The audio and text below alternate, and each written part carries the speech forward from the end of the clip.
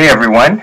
I'd like to go over exactly what total online reputation is.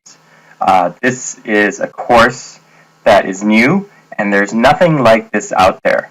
I've been involved on online marketing for many, many years now, and there's really nothing quite like this. And the reason why is because this course actually takes all the lessons that I've learned through marketing, public relations, online reputation management, through actually doing it and getting results for clients that paid me $10,000 or more a month to help them fix and immunize their online reputation. And I created a course that will help anyone learn from scratch, and it's really not hard whatsoever. So the online reputation course, TOR, Total Online Reputation, includes 4 main modules. Within those 4 modules are lessons, and there are 21 total lessons. These lessons are in the format of videos that I present to you, and the videos have PowerPoints with some tips in them. There's some case studies of real-world situations that we were in. And for your convenience, all the videos have full transcripts in PDF forms that you can download. So it doesn't matter how you like to learn, whether it's video or you're more a visual person, or whether you like to read things and have things printed out and make notes yourself. It's all there for you. Let's get into an outline of online reputation management. The first module talks about what it is, who is this course for, the opportunity for riches, meaning how you can make money and really boost your income by becoming an online reputation management expert, why you might need ORM, the different scenarios, and our secret formula to dominating online reputation management. The next module talks about, first of all, what not to do. Sometimes that's as important as what to do. Secondly, we have how to actually take down complaints permanently forever. This is actually a substantial subject in itself, so we split it up into 2 parts. It doesn't apply to all situations, but there are certainly situations where you can take down complaints permanently, and we've done this before. Finally, what everyone probably is wondering about is what to do with rip-off report, complaints board, and piss consumer. These 3 specific complaint sites are the thorn in the side for most people that are dealing with online reputation management. Next module is regarding monitoring reputation. You can't fix something if you don't know that there's something wrong. So there's 3 lessons and a case study here talking about why it's important to monitor and how to do manual checks, how to use the power of Google Alerts, and how to do social media monitoring. And the case study is on Google Knowledge Graph, and we'll delve into that a little bit more. It's actually really, really interesting stuff. The final module is a big one. This one is talking about short-term tactics on how to do quick fixes on reputation if it's been damaged. The first module talks about an overview of pay-per-click ads. The second module, part A, talks about how to put out a press release. The second module, part B, talks about wire services. We give you an overview of all the main wire services and which one to use and how much they cost. And the third part of part B, part 2, is a spreadsheet comparing the different wire service companies. We've done all this research, so it's going to save you a lot of time, a lot of money, and it's going to give you the most powerful wire service to use. In fact, that alone would probably help you recoup the cost of the course right there. The third lesson in this module is talking about the power of social media profiles. The fourth lesson is talking about local or business directories. And we also have a spreadsheet for you of the top 50 business directories out there. The fifth lesson is talking about Google Places, which is formerly known as Google Maps.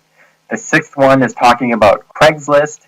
And the seventh one is talking about Amazon and how to sell physical products on Amazon. Even if you don't have a product, why you should think about whipping up a real simple, cheap product to sell on Amazon to help you with your online reputation management.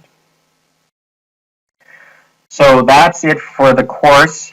overview. As you can see, there's a lot of info in there. There's hours of videos, and it's really simple, presented really simply.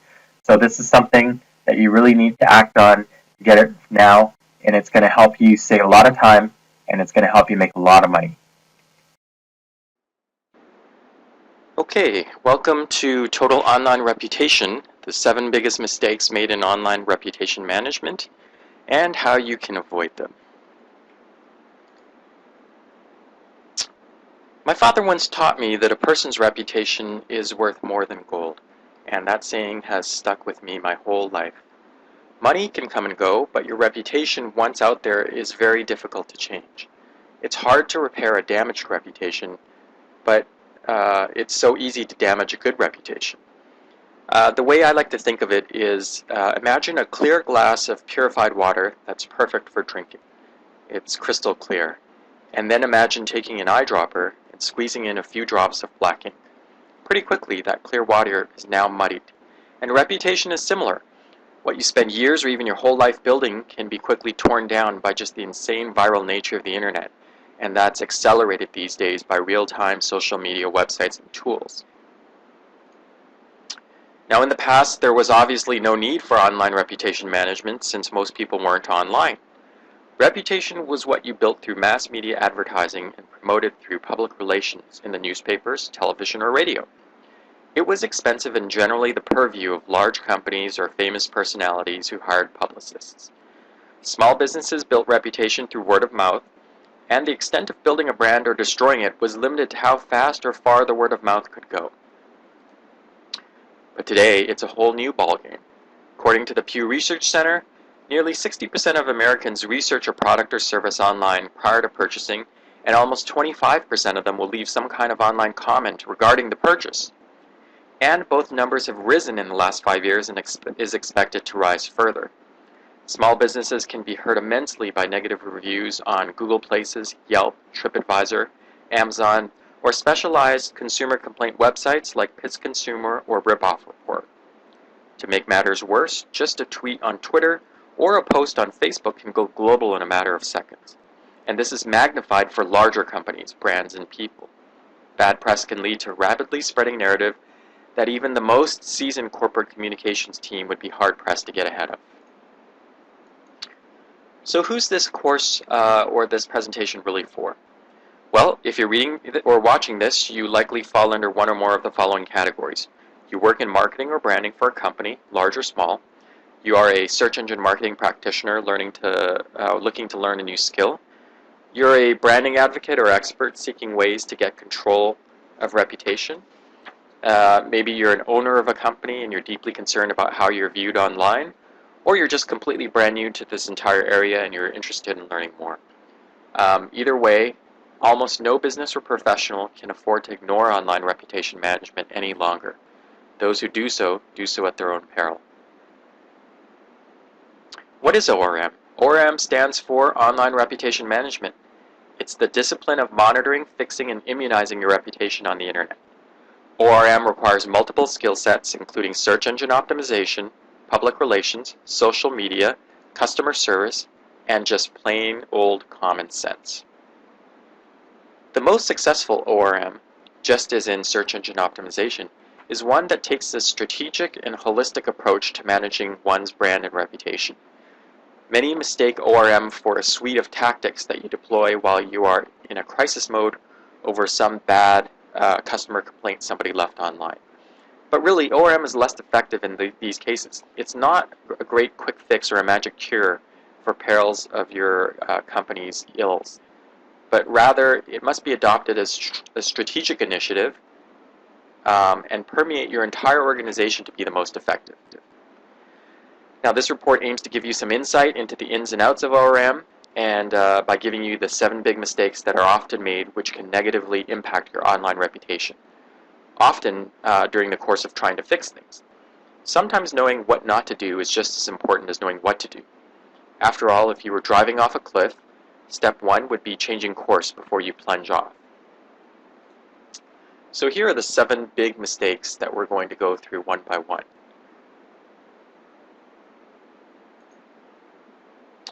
Mistake number 1, arguing with angry customers online. Now, we all know the internet is perfect for fostering online conversations. Message board threads and comment threads can go on and on with people posting their opinions and replying to others' opinions. When faced with a customer complaint or a customer lying, it's tempting to try to set the record straight right there and then. After all, you want to make sure that your point is being made, and you don't want the complainer to kind of perpetuate the lies and the misconceptions. But I'm here to tell you that one of the worst things you can do is get into a lengthy back and forth argument online with a complainer. There are 3 reasons why. First and foremost, it actually backfires and keeps that web page ranked high on Google. In some cases, you posting constantly on that one thread will actually boost the page higher on Google, completely opposite of what you want. The reason this is so is that one of the many factors that Google looks at to rank web pages higher is relevant content and the freshness of that content. So all things being equal, a web page with a couple of posts from a couple of years ago will rank lower than a web page with numerous posts every other day.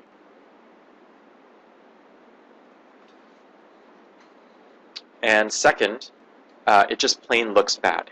While you may feel the need to rebut the complainer and respond to each of his complaints, in many ways that constant back and forth can look unprofessional. Other readers may find it to be defensive and argumentative. You're almost always very emotional, often angry about seeing the post, and that often leads to poor choices of words. And the more you post, the greater the chance that you're going to eventually say or type something you'll later regret. Remember, when you type on the internet, it has a shelf life of forever. There are all sorts of examples of online exchanges going awry and spreading virally, so avoid that.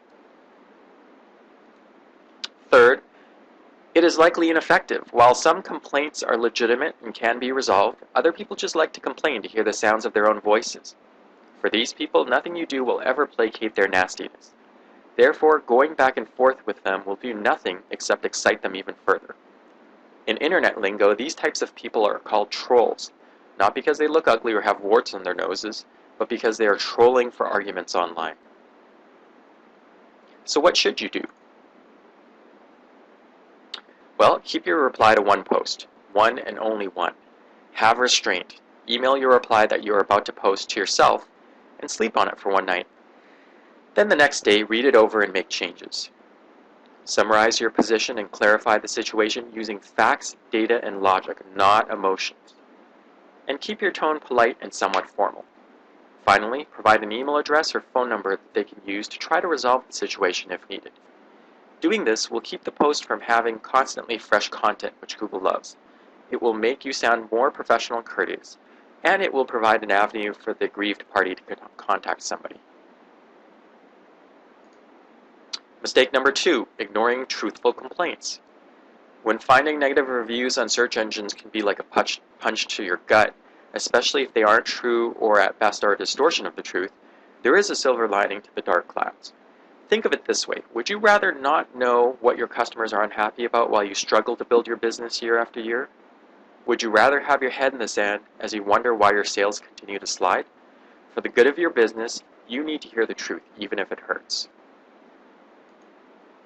Before the explosion of online reviews, bad customer experiences were basically limited to the speed of word of mouth, as we mentioned earlier. And now, with the integration of social media in our everyday lives, a bad experience can fly across the internet in the click of a mouse and find a permanent home on the first page of Google. The way to think of it is like cancer. If you're diagnosed early, your odds of surviving are much higher than if you discover it in final phases. Complaints are like a cancer for your business. It can eat away until there's nothing left, and ignoring the cancer will definitely not make it go away. Think of online negative reviews as the canary in the coal mine, warning you that there may be a serious problem you need to look into. The rule of thumb is that for every person that complains online, there's likely at least 10 times the number of people who are angry for the same reason. Think about it. How angry does someone have to be to turn on the computer, get on the internet, find a complaint site, often create a user account, then type out a long complaint? Most people wouldn't even spend the time to do so. So to sum it up, think of online complaints as doing your business a favor. Do not ignore online complaints. It can be a signal that there is something seriously wrong.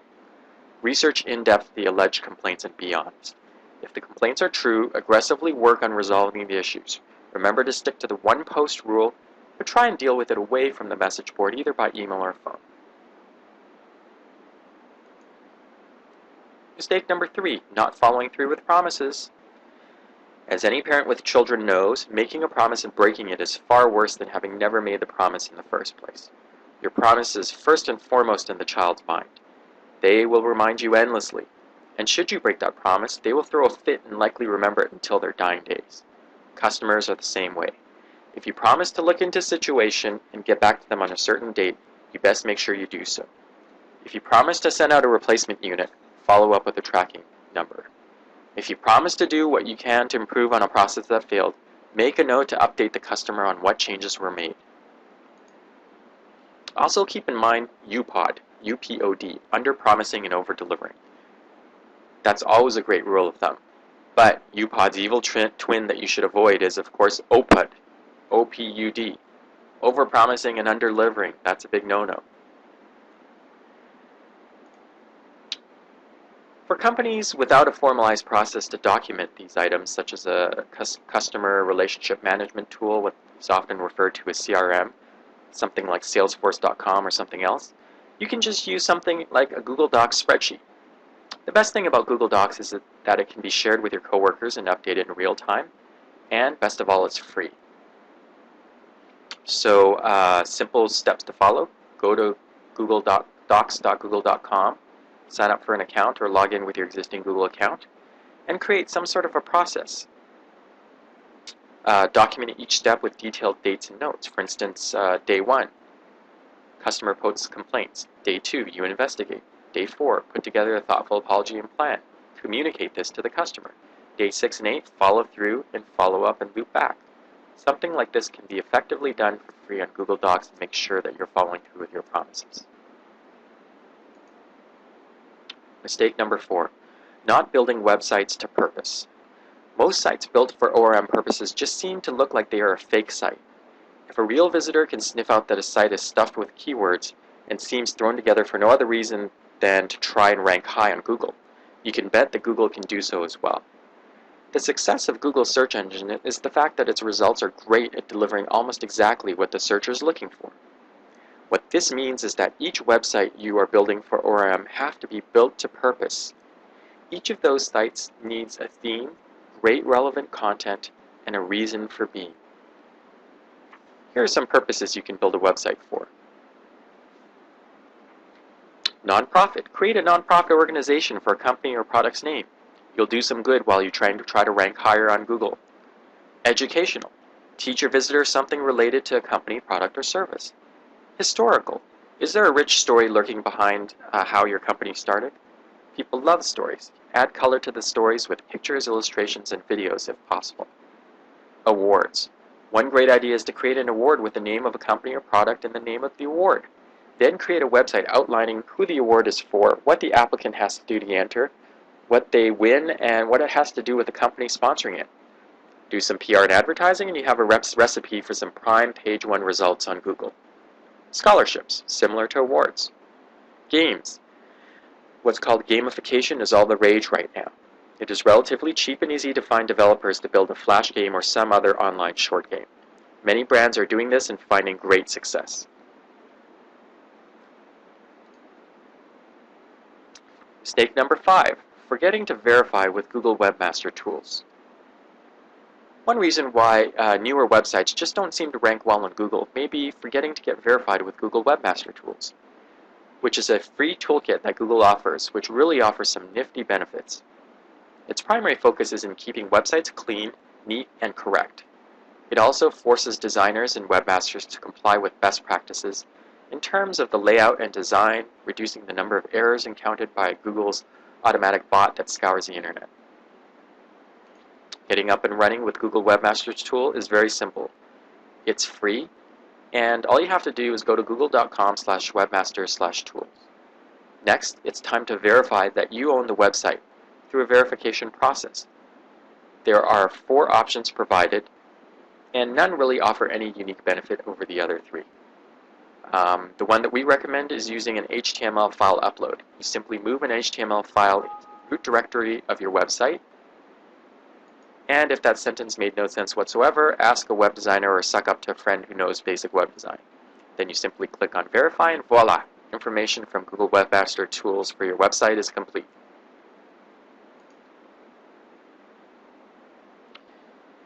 Mistake number 6, not monitoring daily or in real time. At the risk of overusing the health analogy, earlier in terms of bad online reputation being like cancer, you won't know if you have cancer unless you go for regular screenings and checkups. Similarly, you won't get early warnings that there are complaints if you're not monitoring your online reputation regularly. If your reputation is extremely important, you may even need a real-time monitoring solution. Now, besides doing a manual search for your brand name on Google by typing it in and seeing what's on the first 3 or 4 pages, you really need to be taking advantage of some tools that let you know what people are saying about you online. One of the best tools that is free is from, you guessed it, Google. Google Alerts. Google Alerts notifies you whenever a name that you designate comes up for the first time on the internet. Many PR pros use Google Alerts to let them know when their clients get online coverage. And while Google Alerts is indeed a fine way to know if there's news about you, it also scours message boards, blogs, and other lesser-known websites. Getting started is simple. Go to google.com/alerts. Follow the step-by-step instructions. In the search query, type in the brand name, company name, or person's name that you want to be alerted on. Under result type, select everything. This includes the web, news, blogs, video, discussions, and books. If this becomes overwhelming, come back later and change it to something else so you aren't bombarded with too many alerts. For how often, if you want instant updates, select as it happens. You can also choose once a day or once a week. For how many, select all results. Enter your email address that you want to receive the alerts and click Create Alerts, and that's it. At the time of writing this report, one of the top free social media monitoring tools is Hootsuite. One of the features includes tracking brand mentions across multiple social media sites such as Facebook, Twitter, Google+, LinkedIn, and others. New tools are always coming out, so you may wish to do a search for free social media monitoring once in a while to see what's the latest and greatest. So between Google Alerts and Hootsuite, you now have most of the internet covered for free, and knowing is really half the battle. Finally, mistake number 7, only thinking short-term and not long-term. As we mentioned early on in the introduction, the discipline of ORM is an all-encompassing one. Many view ORM as something short-term or worse, shady. This is mostly thanks to the bombardment of companies like Reputation.com on the radio and internet talking about how easy it is to remove and push down negative listings on Google. In some sense, these types of reputation management firms have garnered a reputation no better than the credit score fixers have. Ironically, if you Google the names of some of these firms, you'll find quite a few negative reviews about their own services. Now granted, they're attempting to do something that's not easy and are sure to have a success rate that is lower rather than higher. But much of the blame of their own reputation lies squarely at their feet. They have made the cardinal sin of OPUD, overpromising and underdelivering. If you think of ORM as a short-term fix, a band-aid, or a surgery, you will likely be facing the need to conduct more surgeries in the future.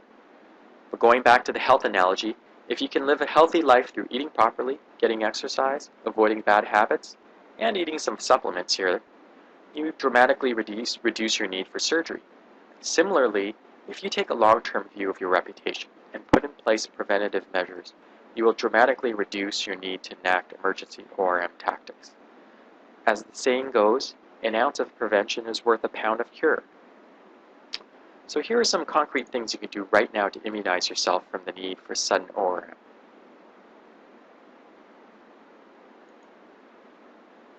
Treat your customers like gold. Speaking of gold, the golden rule comes into play as well. Do unto others as you would have them do to you. The examples of companies that have exceptionally great customer service are legendary in the world of business. Companies like Nordstrom's, Southwest Airlines, Zappos.com, and Costco. Put in place a proactive PR strategy. Tell the world the good things your company or executives are doing. Build relations with the press in your industry. Nothing ranks higher on Google than news articles from credible media outlets. Pay attention to the quality of your product or service. This can be more obvious for product-based companies than for service-based ones. Product quality can be seen, felt, experienced, or tasted. And when a product sucks, it usually is pretty obvious what the problem is and how to fix it. For service-based companies, this is more elusive. Service by its very nature is experienced on a personal level, but bad service will quickly send people to sites like Yelp. For some great books on service-based companies, read anything by Harry Beckwith, Beckwith.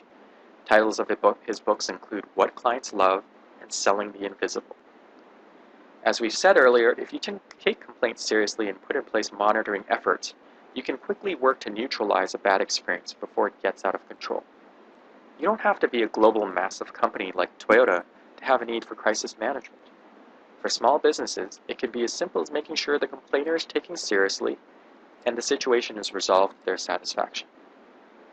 And finally, this type of mindset needs to permeate an entire company. We mentioned this before, but it bears repeating.